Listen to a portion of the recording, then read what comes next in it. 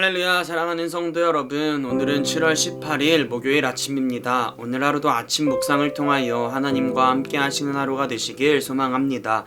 오늘 우리에게 주시는 하나님의 말씀은 예레미야 33장 14절에서 16절의 말씀입니다. 여호와의 말씀이니라. 보라, 내가 이스라엘 집과 유다 집에 대하여 일러준 선한 말을 성취할 날이 이르리라. 그날 그때에 내가 다윗에게서 한 공의로운 가지가 나게 하리니 그가 이 땅의 정의와 공의를 실행할 것이라.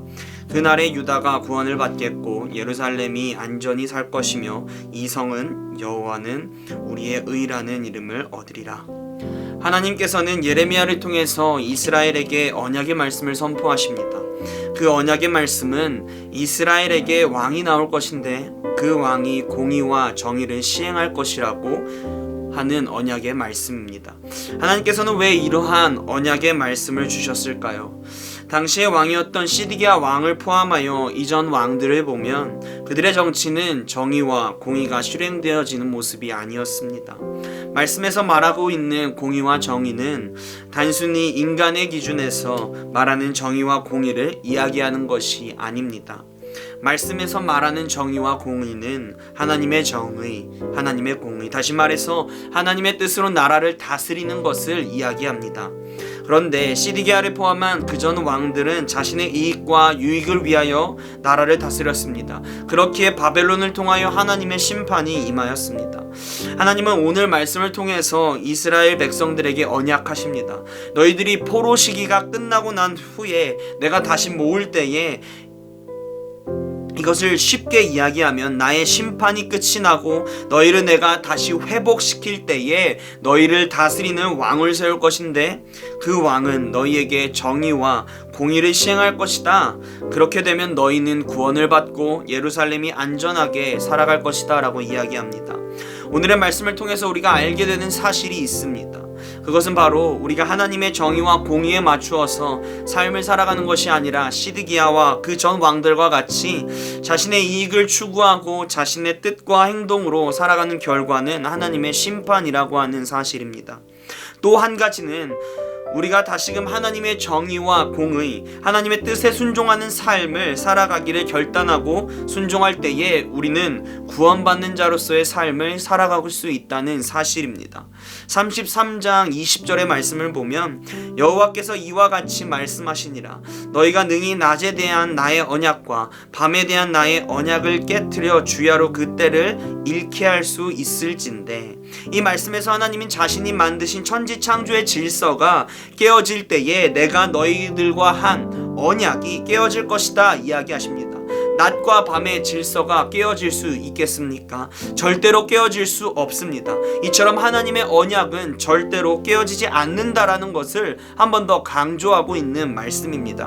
하나님께서 말씀하시는 정의와 공의로 다스리시는 왕, 그것을 완벽하게 행할 수 있는 왕은 한 분뿐입니다. 누구죠?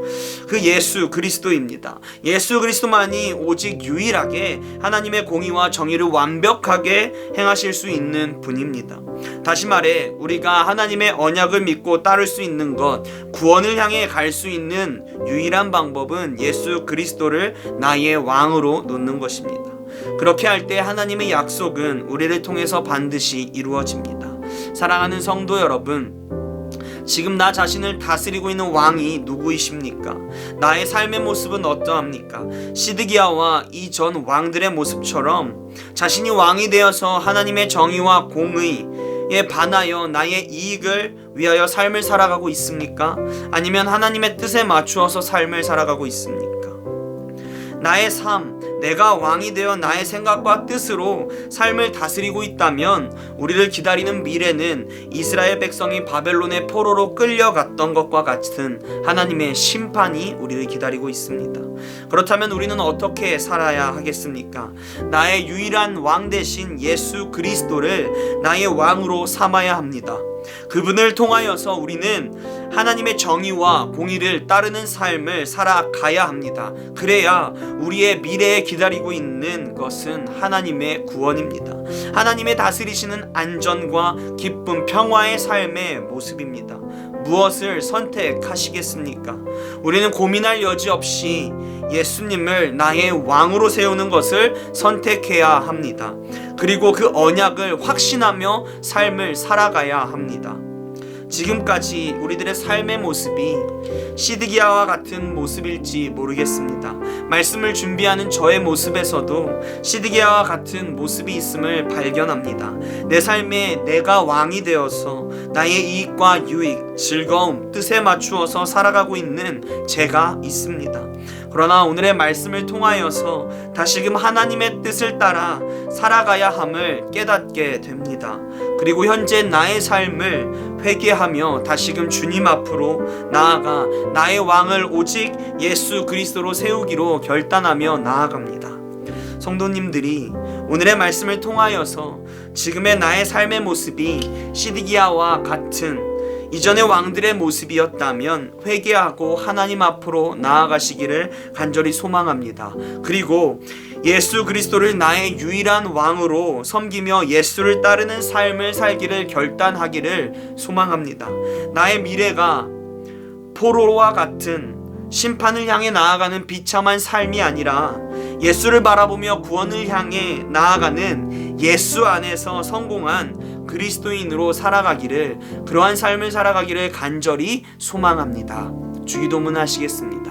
하늘에 계신 우리 아버지여, 이름이 거룩히 여김을 받으시오며 나라가 임하시오며 뜻이 하늘에서 이루어진 것 같이 땅에서도 이루어지이다. 오늘 우리에게 일용할 양식을 주시옵고 우리가 우리에게 죄진 자를 사하여 준 것 같이 우리의 죄를 사하여 주시옵고 우리를 시험에 들게 하지 마시옵고 다만 악에서 구하시옵소서. 나라와 권세와 영광이 아버지께 영원히 있사옵나이다. 아멘.